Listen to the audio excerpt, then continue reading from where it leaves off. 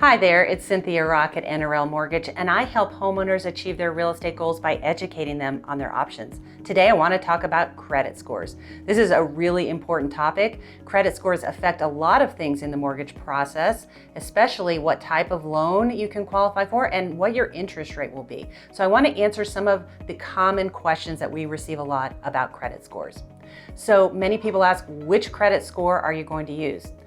There are three major credit bureaus in the United States, and most people will have three scores. And the mortgage companies go with the middle of the three scores, and they're not always the same, and they're not always the same bureau.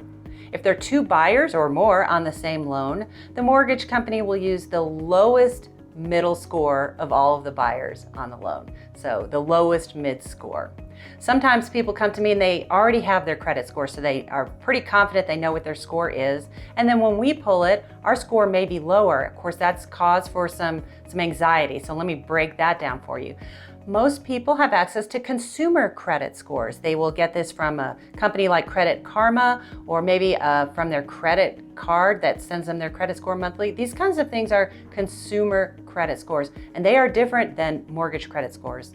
A lot of people think that there's just one credit score from each bureau, but the bureaus have different formulas for creating the credit score depending on who's asking. So the consumer credit scores are usually higher, sometimes 20 to 25 points higher than a mortgage credit score. Mortgage credit scores are tough, they're weighting certain things, and they're just really trying to determine the risk for that buyer in applying for a mortgage. Car companies pull credit too, and they use a different model on top of that. So it is confusing for the customer, and it's hard for consumers to really access their true mortgage score. It's very difficult. The mortgage company can pull your credit and tell you what your exact mortgage credit score is. Another thing that's important to understand is a soft pull for a credit score versus a hard pull.